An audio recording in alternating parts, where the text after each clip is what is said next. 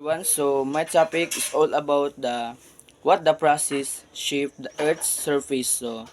So here are the objectives. So first is define weathering, define soil erosion, explain the effects of soil erosion, enumerate and explain the different ways to control soil erosion. So kaning define soil erosion, explain the effects of soil erosion, enumerate and explain the different ways to control soil erosion is gi-explain ni sa ako ang report na sa akong mga kauban nga nasunod sa kuha sila Adam. So ako ani is I will explain the weathering. So what is weathering? So unsa daw weathering?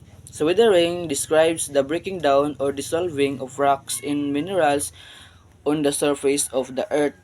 Water, ice, acids, salts, plants, animal, and changes in temperature are all agents of weathering. So weathering mao ni siya ang nangaguba o nangatunaw ng mga bato or mineral tungod ra sa mga ulan, init or hangin sa babaw sa earth. Example ani is kanang pagkusog ang ulan, di ba, naay mga dagkong mga bato, mga buak, which is tungod ra sa kainit or ulan, sa kainit sa ulan, mao na siya ang ginatawag na weathering. So here are the two types of weathering. So first is mechanical weathering.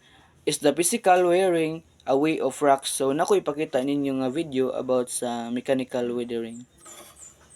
So sa nakita tong nga video no sa mechanical weathering is isa is mga dagko na bato kay nangabuak or nangadaot tungod ra pod sa kakusog sa paglihok sa tubig or hangin or ulan. Example ani kay kanang pagguba sa bato is pinaagi sa pagpundo-pundo sa kusog sa ulan. Muna siyang mechanical weathering. So the second is chemical weathering. So chemical weathering involves a change in the composition of rocks that allows them break down into pieces. So napo ko ipakita ni nga video about sa chemical weathering. So sa nakita nato nga video no about sa chemical weathering is chemical wind is maos ni siya ang process sa bato na mabag-o or mabawasan iya forma which tungod ra sa reaction sa chemical sa paligid sama sa tubig or hangin etc.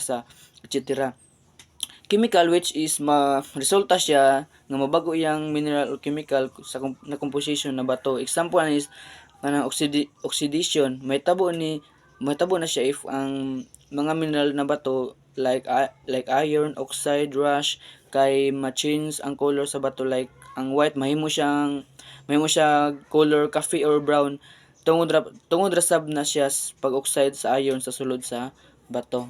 So natay agents of weathering. So agents of weathering, the different agents of weathering includes diri ang water, wind, temperature, plants, animals, and people. It causes rocks to break into pieces. No, so first is water.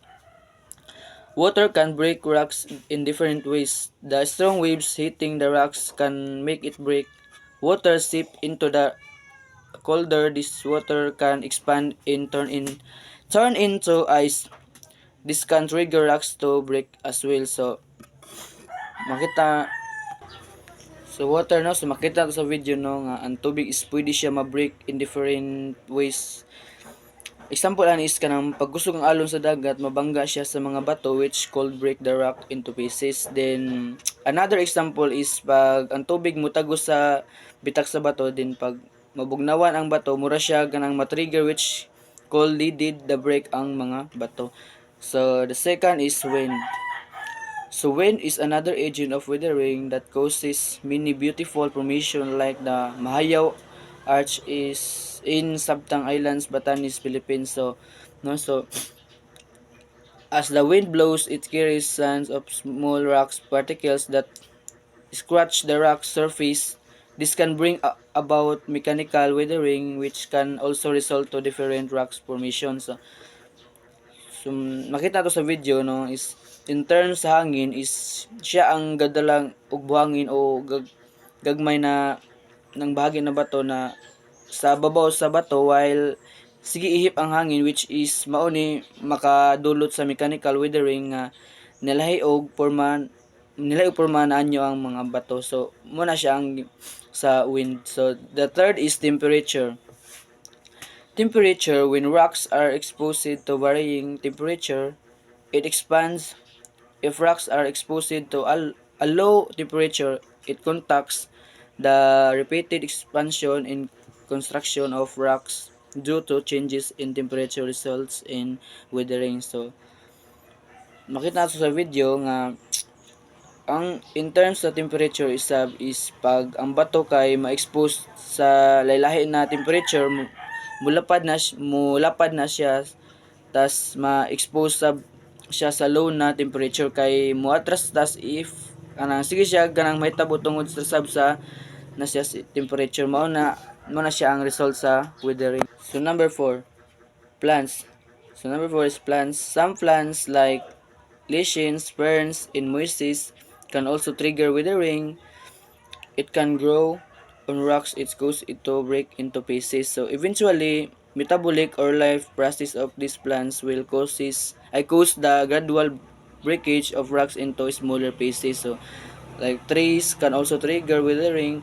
It growing roots can break the cemented ground in search for more minerals in the soil. So sa makita to nga video no sa plants is kining mga plants nga lichens, ferns at mosses kay makatrigger sab siya sa withering. Example is kanang lumot nga gitawag og lichens is pag mudako na siya sa mga bato makakos na siya pag break into pieces. Tas kanang mga puno ilang mga ugat ana if nga mudako na siya makakos na siya sa pagbuak sa semento, mo siya tawag na mo siyang plants.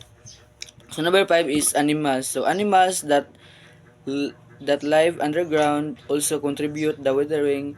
As burrowing animals dig deeper, they also cause the rocks to break into pieces. So sa animals po is in terms sa animals sa makakusab siya weathering kay di ba na yung mga laing animals nga na mag dig or kalot-kalot like pareha nang sa iro magat-kalot sa yuta madaot ang rocks in etc. So number 6 is humans. So humans also contribute to the withering of rocks. So such as mining companies extract rocks or stones from quarries or open pit mines. Some miners throw dynamite and other explosives at quarry sites to get more rock or stone. So these mining activities can cause soil erosion. So dako jud ni siya ganang epekto sa tuang kuan. So example is human can also cause withering of rocks. Example ani kay mining, di ba madaot, an example is mining, di ba madaot ato rocks kay gina-break nila ang bato, mangita sila ganang mga gold gani kanang sa tas kanang sa construction sa gina-flatten nilang roads for repair, mag-use sila jackhammer. So that's all, thank you.